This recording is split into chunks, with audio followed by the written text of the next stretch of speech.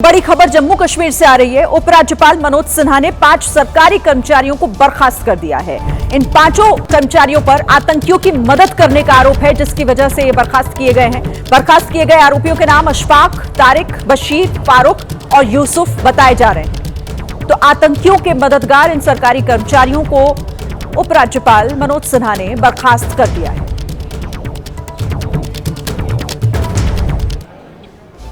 छत्तीसगढ़ के सरगुजा जिले में किसानों के साथ बड़ा धोखा हुआ है। किसानों ने 1 पैसे का लोन तक लिया नहीं और उनके नाम पर लाखों की धोखाधड़ी हो गई।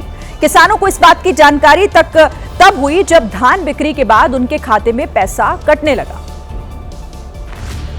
किसान के बैंक खाते से लोन की ईएमआई कटी तो किसान परेशान हो गए। किसानों ने एकजुट होकर बैंक स्टेटमेंट और धान खरीद समिति के रिकॉर्ड की जांच कराई तो फर्जीवाड़े की परतें खुल गई।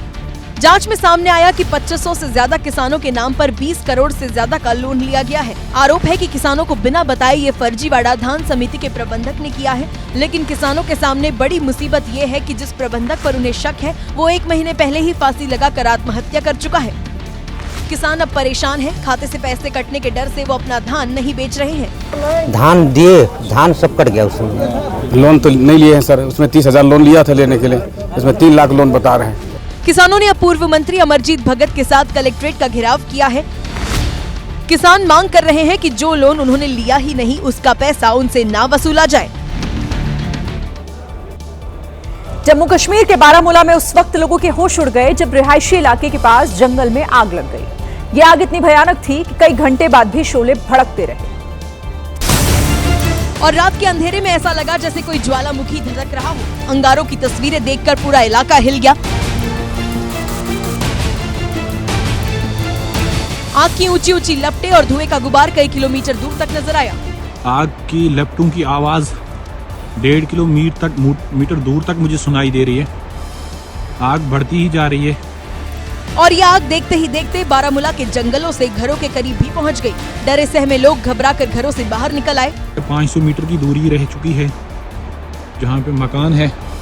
भयंकर आग को बुझाने में फायर फाइटर्स के साथ वन विभाग और सेना के जवान भी लगे हुए हैं। सर्दी के मौसम में जंगल में आग लगने से सब हैरान हैं। किसी को समझ नहीं आ रहा है कि आखिर ये ज्वाला कैसे भड़की।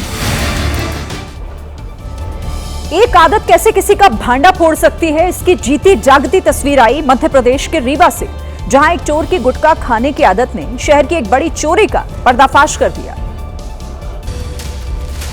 ये जनाब साथियों के साथ ज्वेलरी शॉप में चोरी करने आए थे। मुंह ढक रखा था, दुकान में घुसे और चोरी की, फिर फरार हो गए। किसी को कुछ पता नहीं चलता, लेकिन गुटखा खाने की लत ने कहीं का नहीं छोड़ा। असल में चोरी से ठीक पहले रेकी करते समय चोर गैंग के एक सदस्य ने।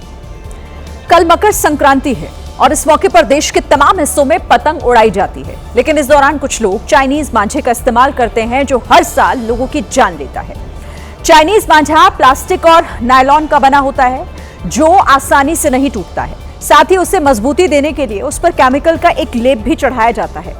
पतंग कटने या डोर टूटने के बाद चाइनीज मांझा शहर की सड़कों और गलियों में लटकता रहता है और कई बार ऐसा भी होता है कि आते जाते लोग चाइनीज मांझे की चपेट में आते हैं और फिर जख्मी हो जाते हैं। चाइनीज मांझे का शिकार ज्यादातर पैदल चलने वाले लोग और दोपहिया सवार ही बनते हैं, खासतौर पर दोपहिया सवार, क्योंकि उनकी रफ्तार तेज होती है और जब तक वो कुछ समझ पाते हैं तब तक चाइनीज मांझा उनकी गर्दन या शरीर के दूसरे हिस्सों को काट चुका होता है।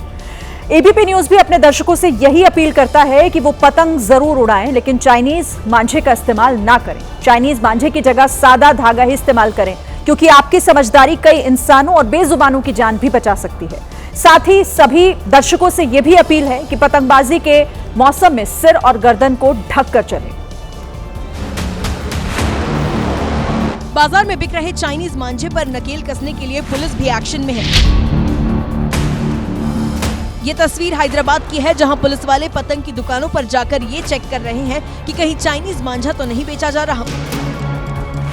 हैदराबाद पुलिस के मुताबिक बीते कुछ दिनों की छापेमारी में करीब 2 करोड़ रुपए का चाइनीज मांझा जब्त किया जा चुका है और इसे बेचने के आरोप में करीब 200 लोग गिरफ्तार हुए हैं। इस बीच हैदराबाद में चाइनीज मांझे की चपेट में आने से एक बुजुर्ग महिला बुरी तरह जख्मी हो गई, जिनको इलाज के लिए अस्पताल में भर्ती करवाया गया।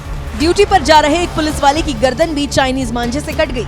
3 दिन पहले 4 साल का एक बच्चा अपनी छत पर खेलने के दौरान चाइनीज मांझे की चपेट में आ गया।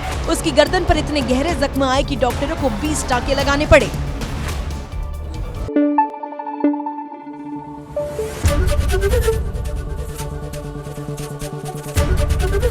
एबीपी न्यूज आपको रखे आगे।